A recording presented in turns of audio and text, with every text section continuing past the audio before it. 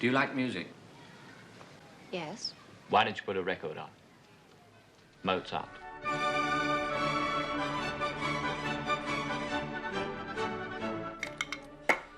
Funny, isn't it? How adding music to a scene can inform a whole story. That's if it's the right music. This Mozart isn't really working for me, Michael. Let's try this instead. For instance, when you hear music like this, you just know everything's going to end really badly. Oh, ow! Oh, now when you hear a soundtrack like this, you get a real sense of... Hang on, I don't like where this is going at all.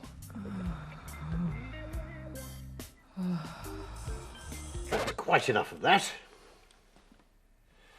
If, however, you're a film scoring god, like John Barry, then it may still be a bloke just making a cup of coffee, but the music's telling us a whole lot more.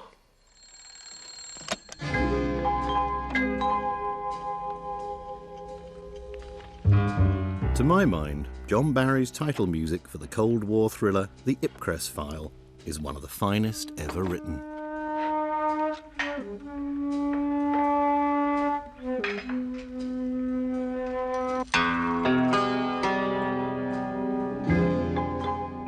In his hands, the music becomes another character, reacting to what's on screen, allowing space for dialogue, sound effects, even to the point of matching a note sounded by a coffee grinder when it's working.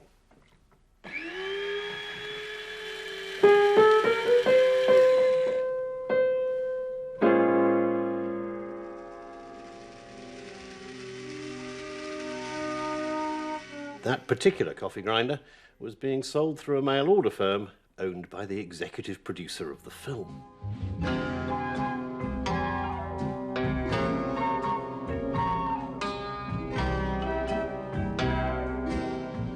Central to Barry's theme is this. That is a cimbalom, a Hungarian hammered dulcimer. What it gives him is a way into the spy world, the Cold War. That sound is full of threat. Michael Caine may be waking up in his own apartment in London, but Soviet Russia is just over the curve of the world. However, being the master that he is, Barry adds a counterpoint that's actually warm.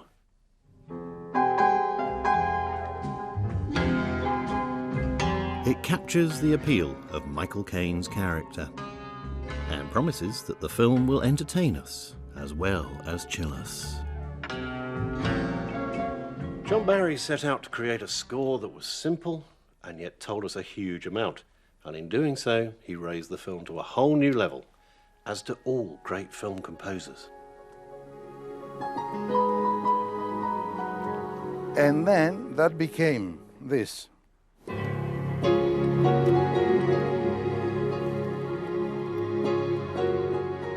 I always see the job as not to do what the director tells you to do, and the good directors never tell you what to do.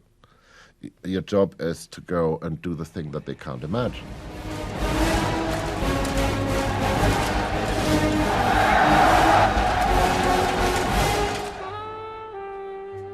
In my films, the music is inextricably interwoven with the drama, dialogue, the sound effects, the moving camera, and the actors' faces. You can't have one without the other. In this series, I'll tell the story of the film soundtrack. How composers took the power of the orchestra and harnessed it to a new medium. And how they've embraced a rich, diverse range of music to keep the sound of cinema fresh and exciting. Some people say the best score is the one you don't hear. I say the best score is the one you hear when you need to. And after this series, I want you to be able to hear more than you ever thought possible.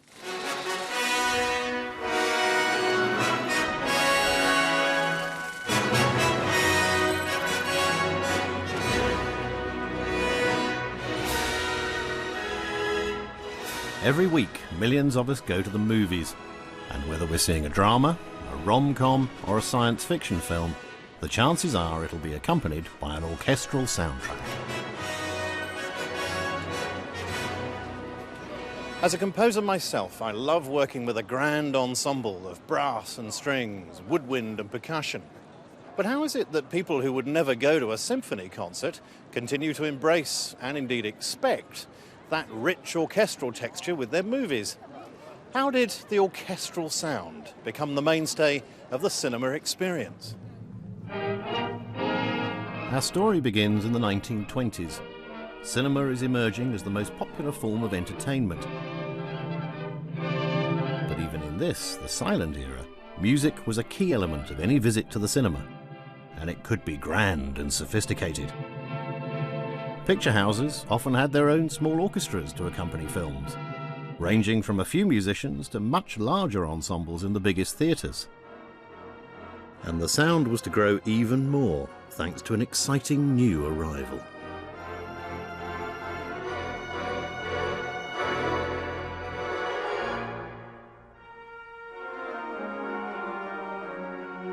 To enjoy the full silent film experience, I've come to America and the Lowe's Theatre in Jersey City. Built in the 20s, it could hold more than 3,000 people enjoying a pristine picture and state-of-the-art musical accompaniment.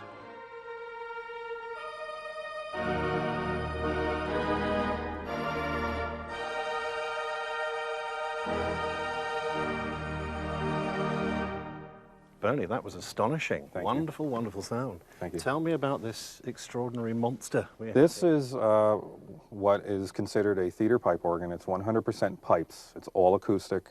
There is no amplification in this instrument, and it works 100% on air. You know, you're seeing a 50-foot screen here, not like you would in a multiplex nowadays. So you need to fill that scope. So it's basically a one-man orchestra that you're seeing. It is. Here. You have your drums, cymbals.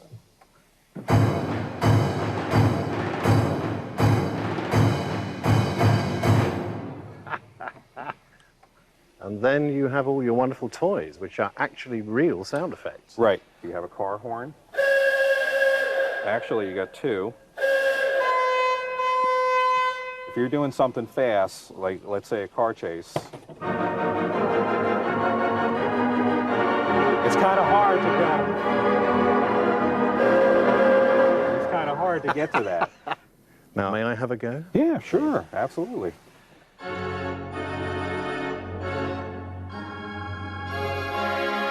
Whether an organist or an orchestra, the accompanists pretty much had carte blanche over what they chose to play. So seeing a film in one cinema could be a very different experience from seeing it in another, and the wrong music could be hugely damaging. The studios had absolutely no power over what music the audience heard, and they were determined to take control.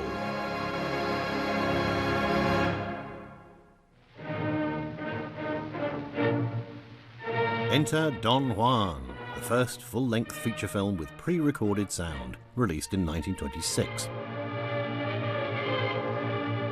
There's no dialogue, just music and the occasional gimmicky sound effect, as in this scene. Its soundtrack came in the form of a disc, just like a record, which was synchronized with the projector.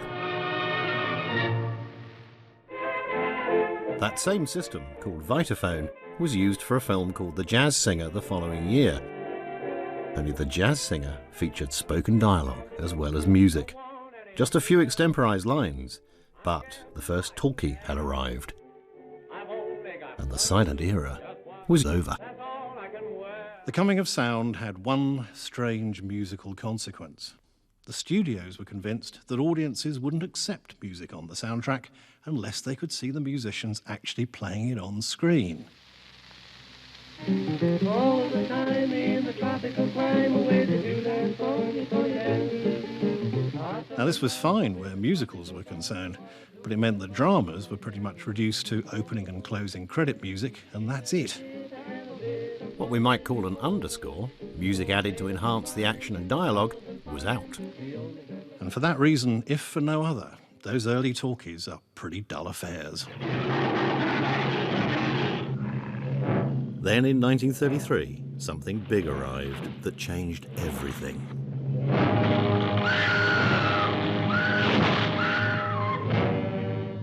Everyone knows King Kong for its pioneering visual effects.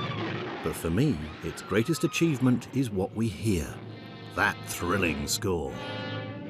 This was the film that proved where music truly belongs, at the heart of the drama.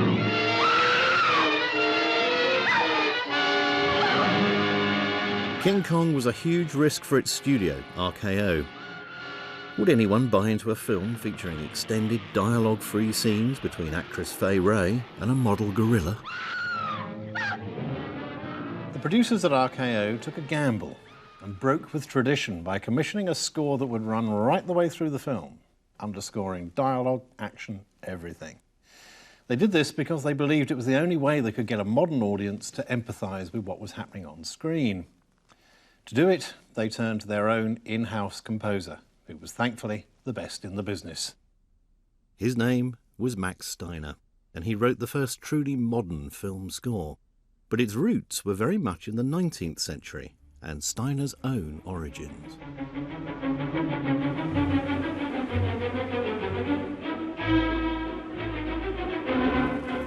The real home of film music isn't Hollywood or anywhere else in America or Britain. It's Vienna, Austria.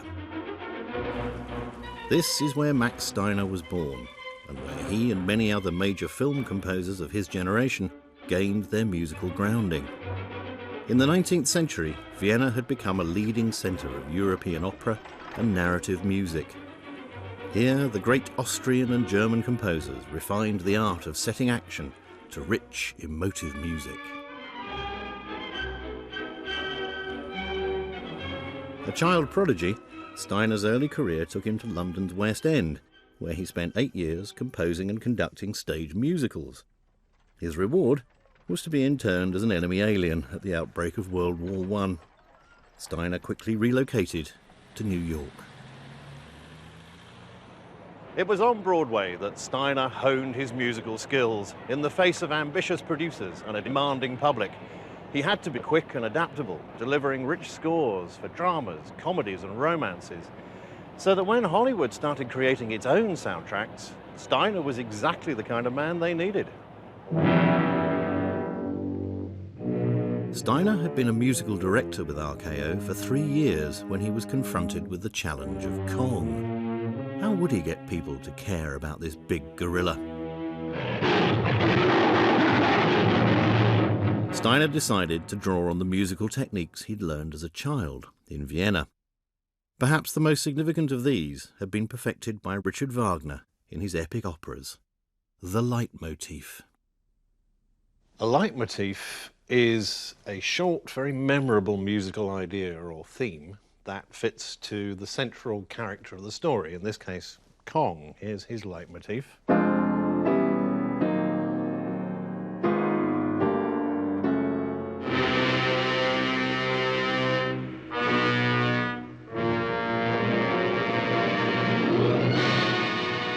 Now, other leitmotifs that spin off from that will link back to it both musically and dramatically. So in other words, they'll either start with that 3-note drop or run a variation on it. For instance, Fay Wray's leitmotif is this one.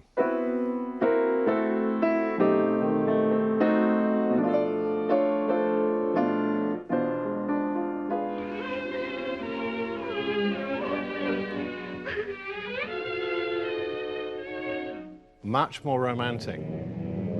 And this simple technique would become a key element of the musical language of cinema.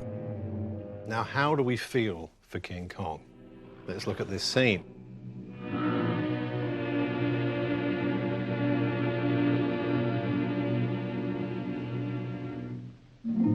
You can tell that there's actually a gentleness in the music with Kong, which we haven't heard before. And now, as he begins to strip away her clothes, we get something even more interesting. We get this.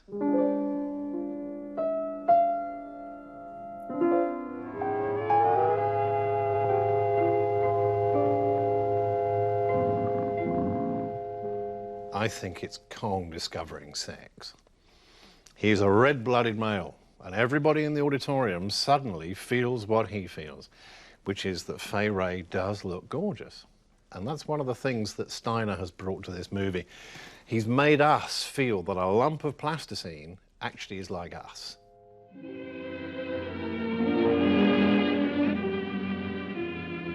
Fay Wray wakes up and we get her leitmotif again.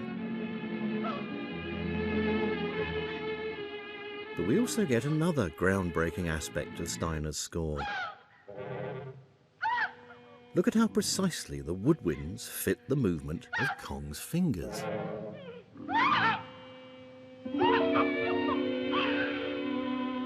Such accuracy was unprecedented in film music. How did Steiner pull it off?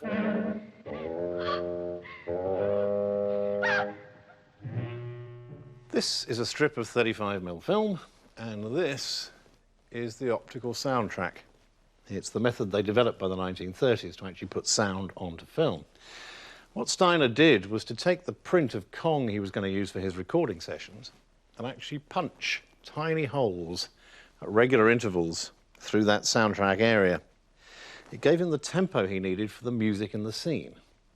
Then when he listened to the film through his headphones, those holes made regular clicking sounds, like a metronome, perfectly synchronized to the picture. It became known as the click track, and it meant that Steiner could conduct the orchestra exactly in time with what was happening on screen. The music bill came in at an eye-watering $50,000, but audiences flocked to the picture.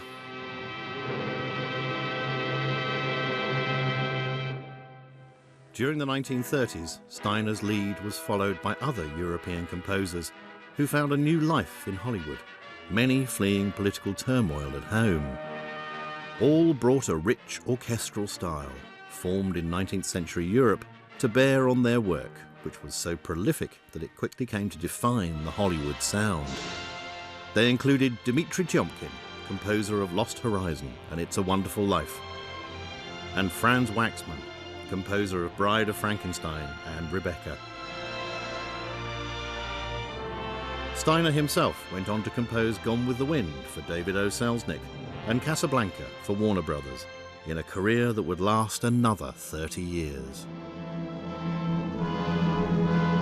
The scoring stage at Warner's, where Steiner and his colleagues recorded many of their finest works, is still in use today. Wow. When you think of the people who have worked in this space, all the Warner Brothers music was recorded here right through the 30s. There's a suggestion that what made the Hollywood sound was that they mixed together classical musicians with big band horn players.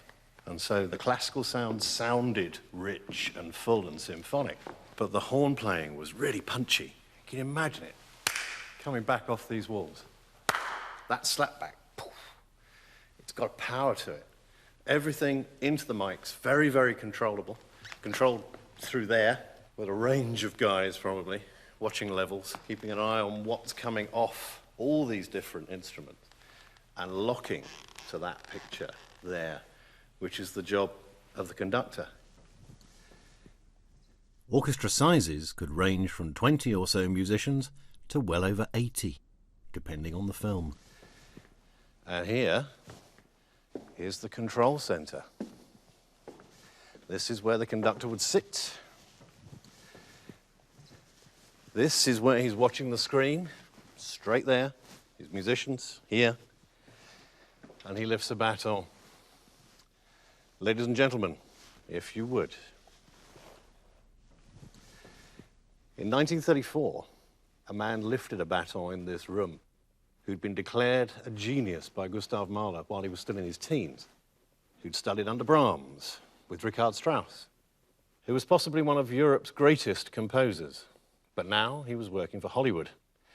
His name was Erich Wolfgang Korngold. Up that rigging, you monkeys! Aloft! There's no chains to hold you now!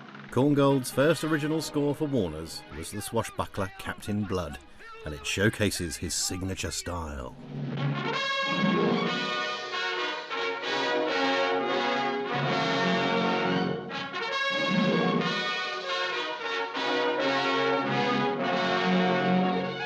The music is romantic and richly layered, stirring our spirits as Errol Flynn launches himself on the high seas, yet nuanced enough to allow thoughtfulness and reflection.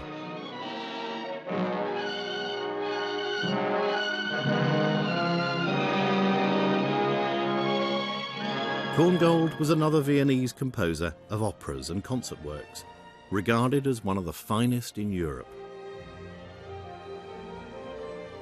His reputation had already spread across the Atlantic by the time he came to Hollywood to supervise the music for a stage production of A Midsummer Night's Dream.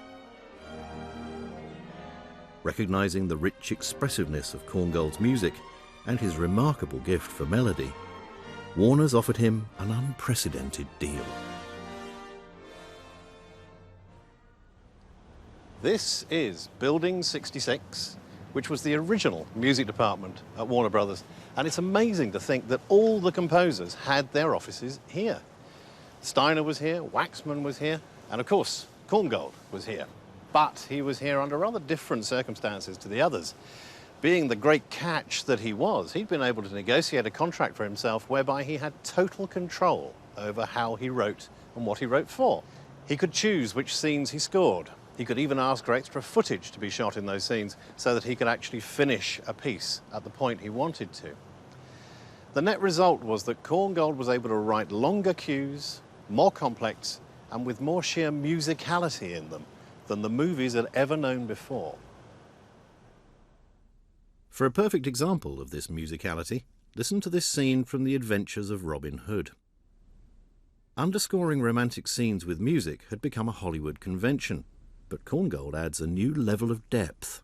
In less than a minute and a half, he gives us 3 notably beautiful tunes, seamlessly emerging from each other, all enriching the characters and dialogue. I'm sorry to have to show you that. But once these poor people were all happy and contented. Just simple villagers who never harmed a soul. And now, tortured, eyes put out, tongues slit, ears hacked off. They come to me for protection against your Norman friends. It starts off with a little love theme.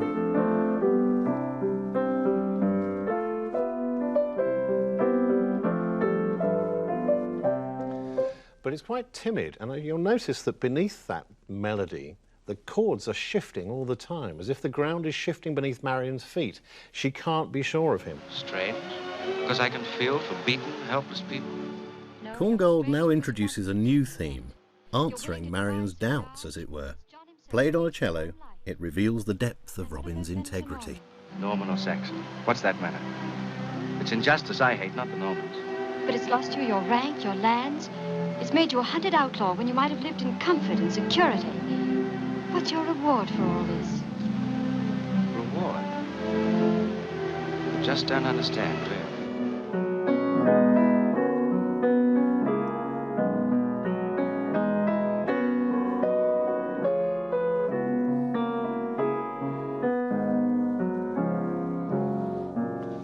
There we have Robin, sacrificing without expecting a reward. And that's the moment she falls in love with him. And you can see it in her eyes.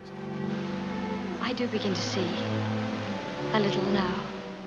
And at that moment, the tune itself changes. It's this rather beautiful little roundelay, which has a kind of ancient folk song feel to it. It's almost like Greensleeves.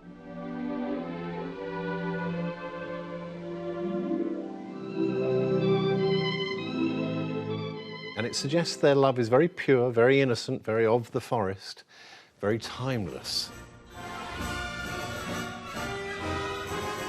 Even by Korngold standards, there's something especially heartfelt and optimistic about his music for The Adventures of Robin Hood.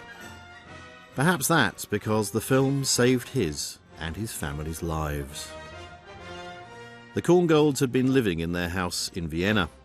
They came back to Hollywood so that Korngold could look at Robin Hood and decide if he wanted to score it. Initially, Korngold was reluctant. All those swashbuckling fight scenes looked a little bit too much like hard work. But events were overtaking him, and while he and his family were in Hollywood, the Nazis annexed his homeland, Austria. As a Jewish intellectual, Korngold had only just had the narrowest of escapes. But from now on, Robin Hood seemed to mean more to him. It's as if he really responded to this idea of a single man standing up against oppression, fighting for the rights of the individual and for his freedom. Warner Brothers kept copies of all the scores Korngold wrote for them, and they reveal the quality and detail of his work, as Joseph Billet from the studio's music library showed me. Neil, I have for you the conductor score for The Adventures of Robin Hood. Oh, that is so brilliant. We didn't throw anything out. No. We saved it all. But here I can see the violins are playing. I love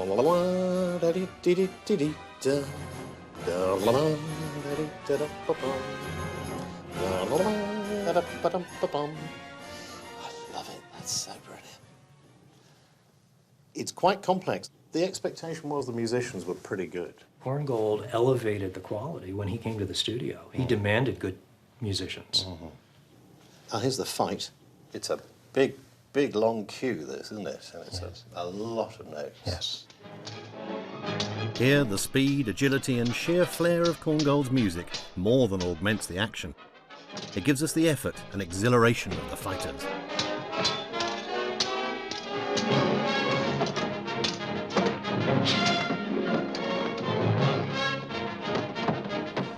I believe that Korngold didn't like scoring fights because there was too much going on and it needed too many notes. And you can see why. This is a lot of work. Yeah. There we go, there's the love theme. Dee-da-da-da-dee-dum, cha-dee-dum, da-dee-da-da-dum. That is beautiful. And one of the many things that makes him such a great composer. He's such a fine melodist. Please. And the library holds another treasure. This is the original piano that was in the music library since before the Second World War. Wow. And this piano was used by pretty much everybody, I should imagine. Korngold, Steiner, Waxman, Tiomkin. I know there is a memoir of Korngold sitting down and playing part of, I believe it's King's Row, and everybody heard this wonderful opening theme. I mean, this won't be the right key, but that.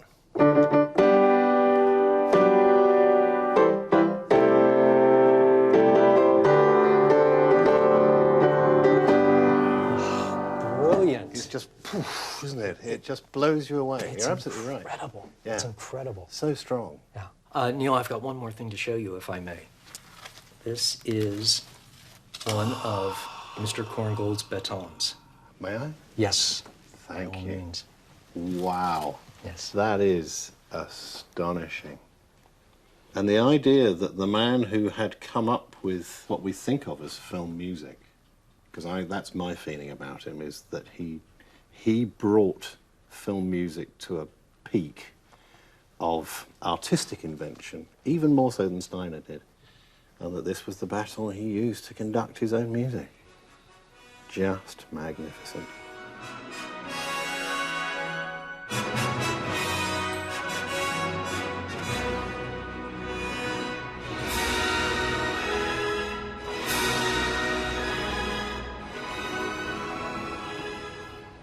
The composers of Golden Age Hollywood mostly came from the old world. They brought with them a form of orchestration which thousands of people knew, but when they got their hands on it, they turned it into something that millions of people would hear. America for them was a land of freedom, and the celebrational feel and the sense of embracing their new country went into their orchestration. They turned that music into something they could offer to all of us, what we think of as film music. But the American experience isn't all about freedom and celebration. There's a darker, psychological side, and by the 1940s, Hollywood was increasingly prepared to explore it. A new kind of film emerged, and it needed a soundtrack that was forged not in the old world of the 19th century, but the new world of the 20th. This is film noir, a genre of cinema that took basic moralities, good and bad, black and white, and mixed them up together into the kind of grey areas of human experience. And I think that ambiguity is best captured in the title theme of Double Indemnity, perhaps the definitive film noir. Listen to these chords. They feel neither entirely major nor minor, neither entirely good nor entirely bad.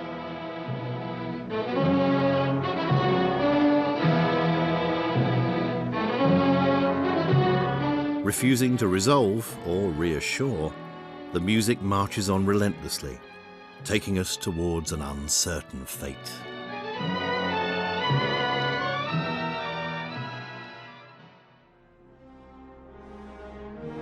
Double Indemnity was scored by Miklos Rozsa, a Hungarian by birth who'd begun his career as a film composer in London. An early disciple of the 20th century modernists, Rozsa experimented with complex tonalities, which were unusual to the ears of film audiences. Double Indemnity has a classic noir plot in which a regular guy, an insurance salesman, Walter Neff, falls for a dangerously alluring married woman. Together, they hatch a scheme to murder her husband. The actual killing is a brilliant example of less being more, with just Barbara Stanwyck's expression and Rozsa's score feeding our imagination. What are you doing that for? What are you honking the horn for?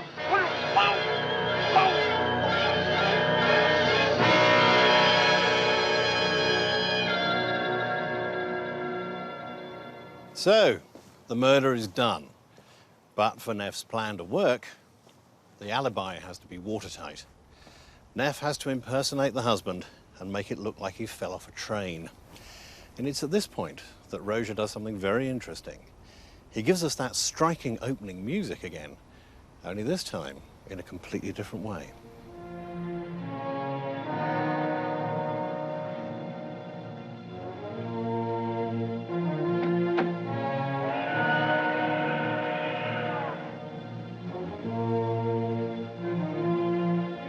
It's the classic symphonic device of a variation on a theme.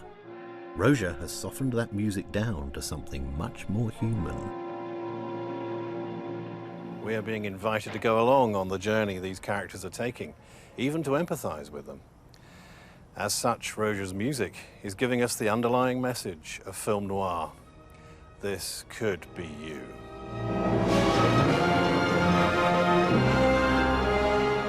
Rozsa had shown that even composers trained in Europe were starting to embrace a much more contemporary sound. But the man who would become America's preeminent modern film composer was very much a homegrown talent.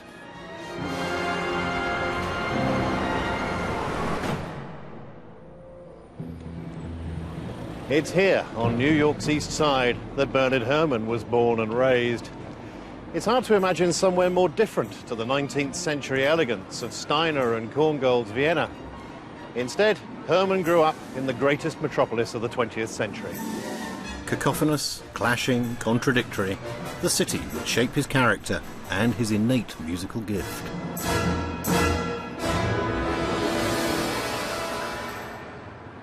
From being a small child, he just devoured any music.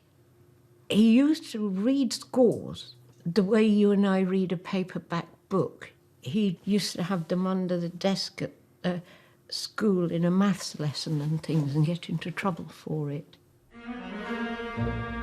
Herrmann honed his talents at the most creative broadcaster in America, CBS Radio.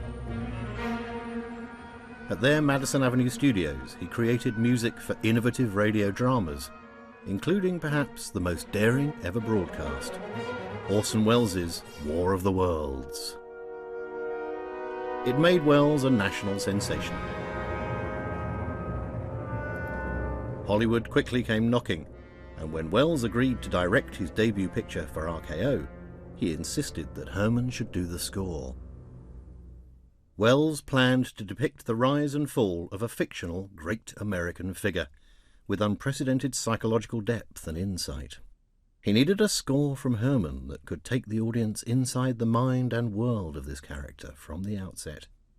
And that's what Herrmann delivers in Citizen Kane's celebrated dialogue-free opening sequence. Herrmann, trained in radio, has learnt about economy.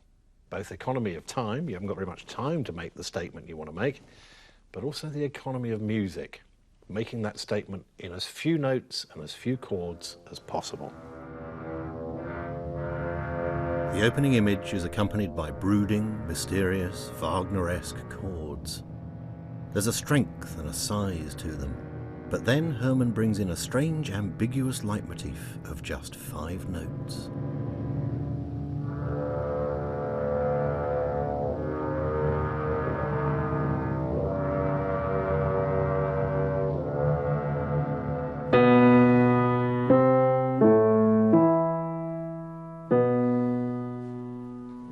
Now, they're very memorable.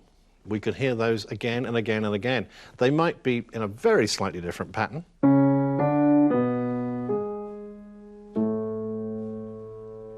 But it's plain, and it must have a meaning. And we don't know what that meaning is yet. As we move beyond the fence, Herrmann introduces a striking new element.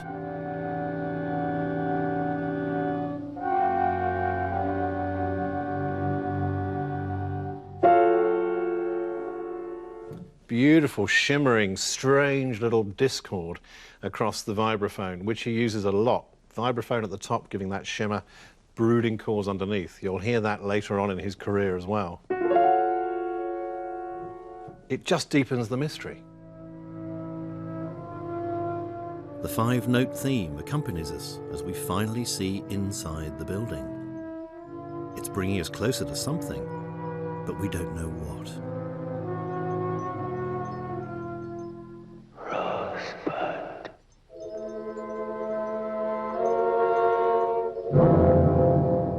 Kane has died, but the 5 notes return. Only now they resolve.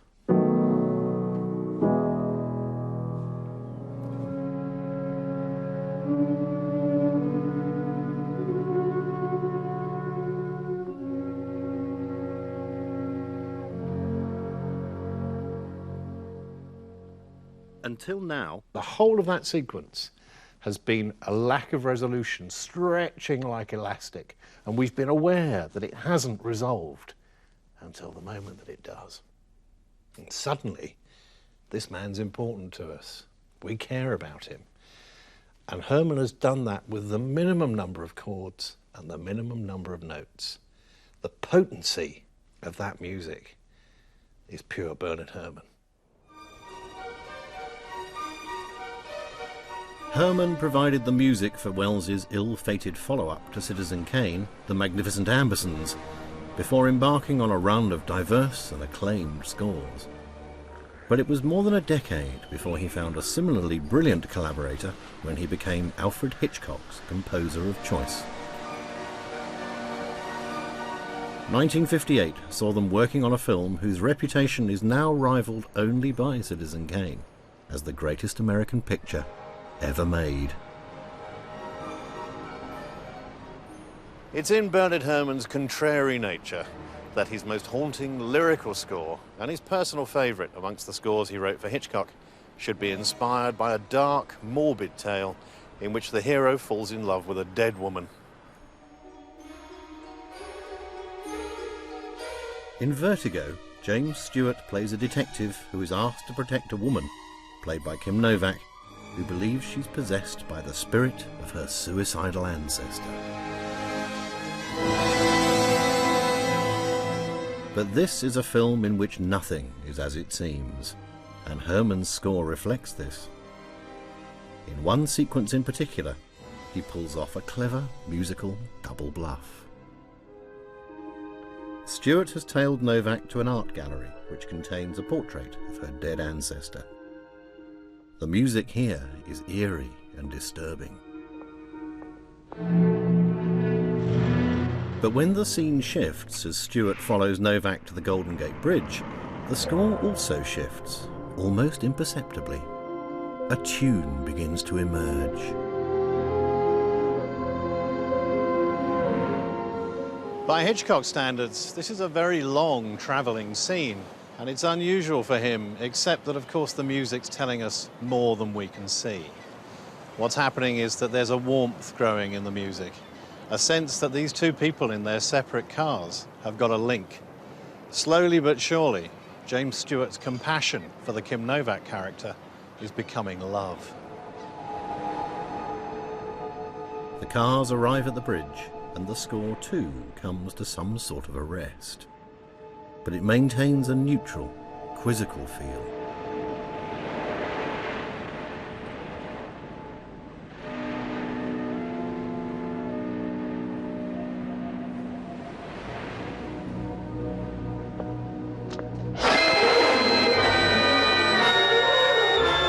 That jump is a complete shock. The music had done nothing to warn us that was coming, but it goes further. It sounds like the score didn't know she was going to jump. Those high horn arpeggios are screaming for help, for someone, preferably James Stewart, to dive in and get her out.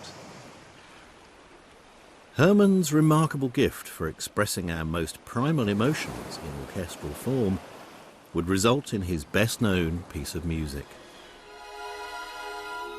But it very nearly didn't happen. Because during the production of Psycho in 1960, Alfred Hitchcock was insistent that there should be no music for the murder in the shower. Herrmann ignored Hitchcock's instruction and went ahead and scored the shower scene. A brave decision that really only a talented and trusted collaborator could make. And this is the result. This is Bernard Herrmann's own copy of the original score for Psycho. It's one of the most famous pieces of music in film history. And you can see the notes stabbing down through the page, going lower and lower, deeper and deeper strings, as if the knife is going in deeper and deeper each time.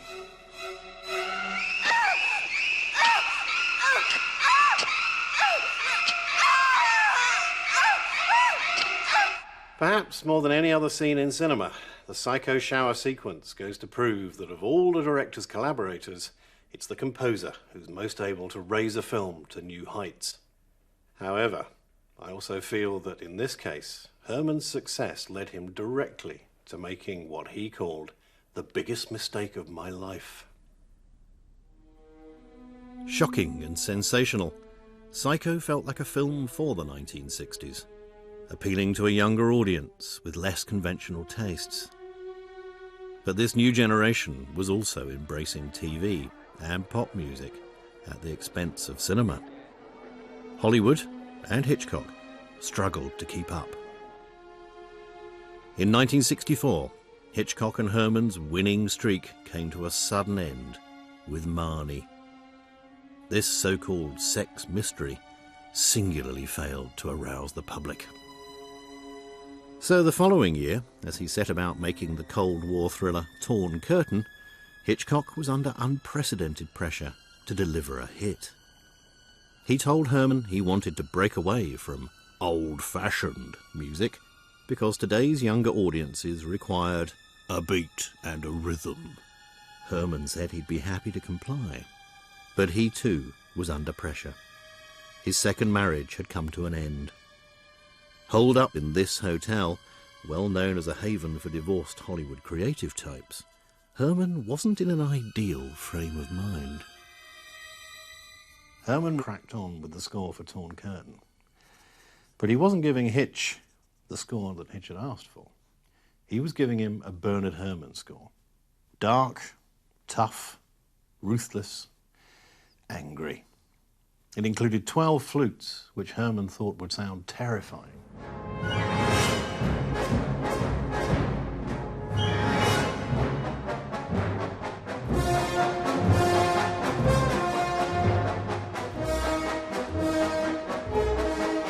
I think he thought he could somehow shock Hitchcock back into being a great director by giving him a great Bernard Herrmann score. The problem was, this wasn't Psycho. He couldn't just ignore Hitchcock's demands.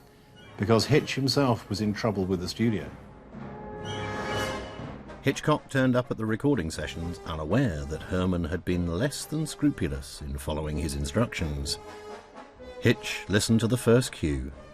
Then, furious, he fired Herrmann on the spot. Possibly the greatest partnership of director and composer in Hollywood history had been irreparably sundered.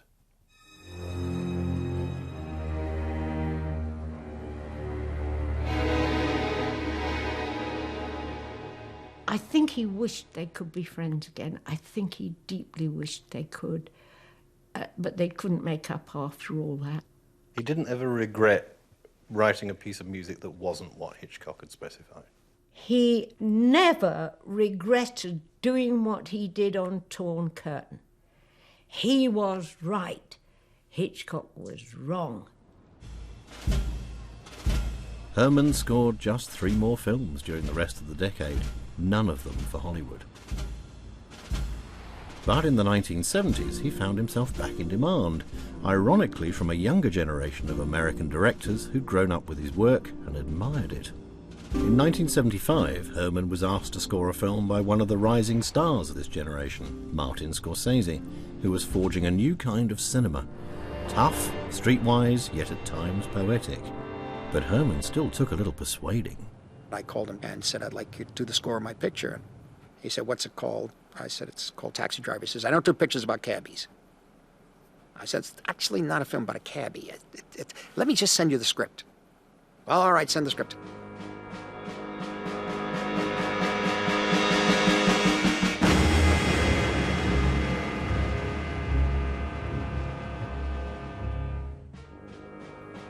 Menacing, building percussion beats, ushering in edgy, unsettling horn chords. It's an attention grabber. Bernard Herrmann's classic opening to Taxi Driver, setting the scene for everything that's to come. And then the surprise. A beautiful, wistful, romantic saxophone tune, just as the shot cuts to the eyes and the perspective of the film's protagonist, Travis Bickle.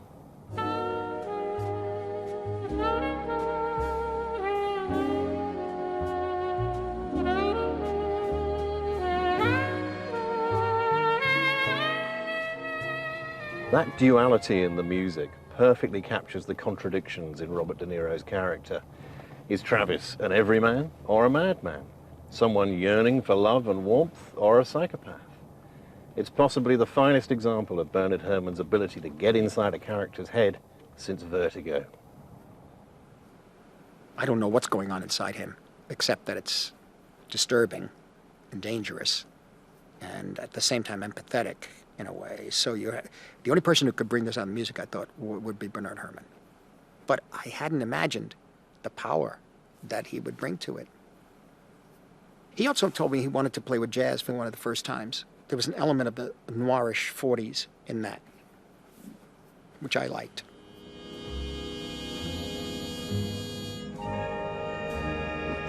Travis's nocturnal monologues are accompanied by a looming underscore that constantly suggests the potential for violence lurking beneath his angry thoughts. All the animals come out at night. Whores, skunk pussies, buggers, queens, fairies, dopers, junkies. Sick, venal. Someday a real rain will come and wash all this scum off the streets.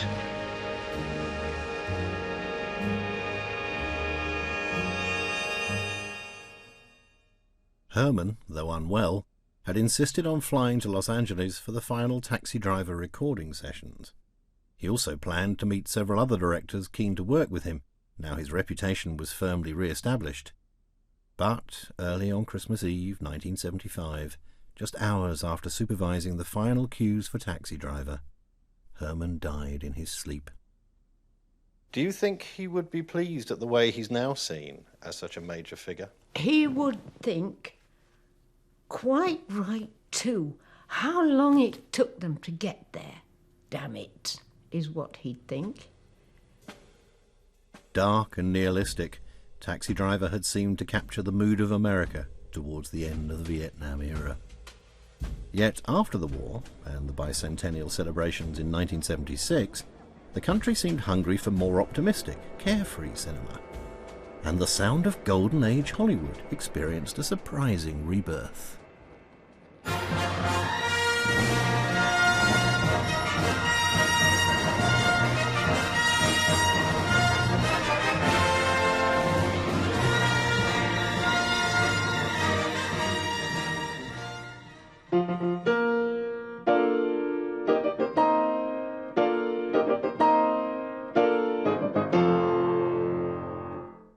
Just a minute.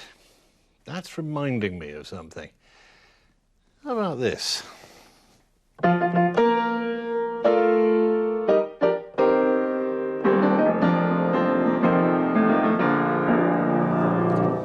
Erich Wolfgang Korngold's 1942 theme to King's Row. Coincidence? Well, maybe not entirely. To bring emotional resonance to the Star Wars films, full of alien characters and worlds, director George Lucas wanted composer John Williams to write in a traditional, romantic, symphonic style that echoed the 1930s serials and adventure films that had inspired him.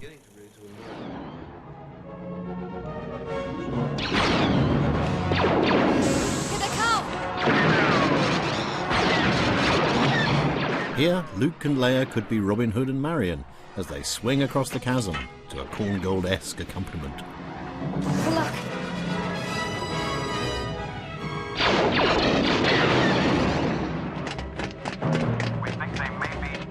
But where Williams really lives up to his Golden Age forebears is in extended cues like this one that switch back and forth between different characters and situations without ever sacrificing the unity and flow of the music, thus making the visual action all the more seamless. Where could they be? Close the blast doors!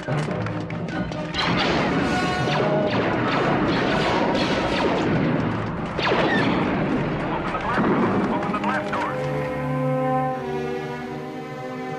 The huge success of the Star Wars films showed that the classical orchestral score, pioneered by the likes of Korngold and Steiner, no longer belonged to the past. I love you. I know. But had acquired a timeless, archetypal quality.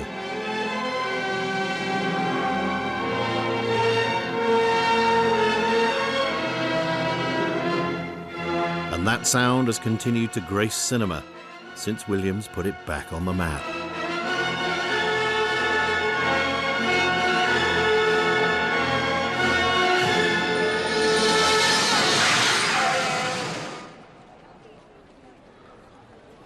The question today is whether it's still possible to work within that orchestral tradition without letting it become a straitjacket, or indeed a cliché. It's a challenge faced by most leading film composers, whether they're following in the footsteps of the great Golden Age figures or the more modern, complex sounds of Herrmann and Roger. German-born Hans Zimmer is one of the kings of the kind of big Hollywood studio score that would have been given to a Steiner or Korngold 80 years ago. Working closely with powerful directors like Ridley Scott, Christopher Nolan and Terrence Malick, Zimmer's enjoyed an unusual degree of involvement in their films from a very early stage of production. In the case of Scott's Gladiator in 2000, he influenced not only the sound, but even the shape of the film. I read the script and it used to be, you know, the title Gladiator and then you go into this battle. And one of the things I always felt really strongly about with Ridley, he's very poetic. And this structure wasn't allowing any poetry. We needed to figure out a way of doing a really poetic move right at the beginning so that it would allow you later on to go and take chances. The idea of holding a shot of the hand caressing the weed, if you had put that into the script, that's the first thing that would have come out. It needed the music to validate this idea, and I do think it made it a different movie. It's important to set up the tone at an early stage.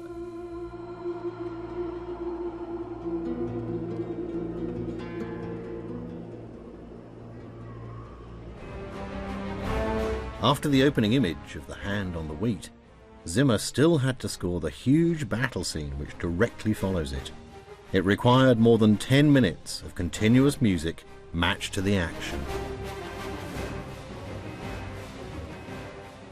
If one's being very formulaic about it, a battle scene feels like 1, 2, 3, 4, 1, 2, 3, 4. Well, I didn't want to do a march. No. Exactly, right. I did not want to do militaristic music. And I thought, what if I did the whole action thing as a Viennese waltz? Make this dance into the savage feast.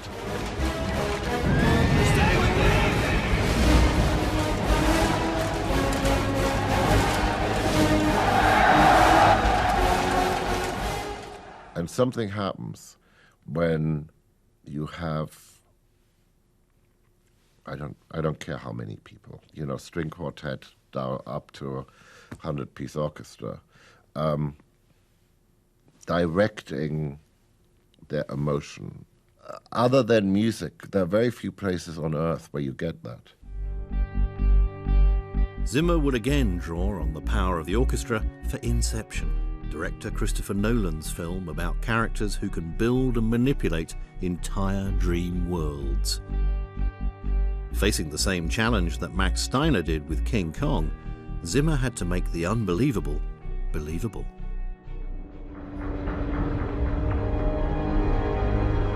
Here, these simple orchestral chords feel both huge and restrained, feeding our awe, while at the same time playing the scene entirely straight.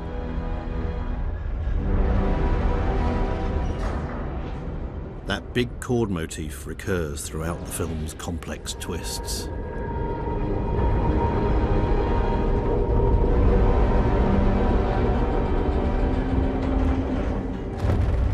People were going, well, this might be a little bit hard to understand. This is where I can help. And I thought, if I somehow can make the audience feel that they're in a little boat on this river, and the music is a river, and it will just take you on a journey. Sometimes it'll get a bit rocky. Sometimes it gets a little exciting, and then sometimes it becomes calm. It is a journey. And just trust the music.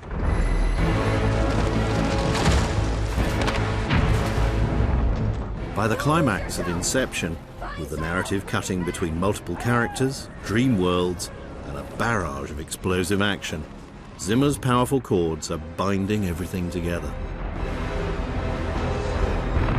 And incredibly, they make an already enormous spectacle feel even bigger.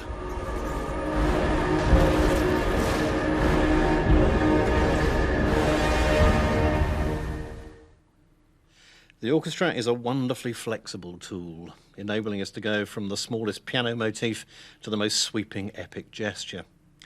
But what's really kept it alive as the sound of cinema is the brilliance of composers who've understood how to adapt its language, how to keep it fresh and relevant for the changing needs of audiences and films. Next time, from the Beatles to Tarantino, how popular music rocked the film soundtrack.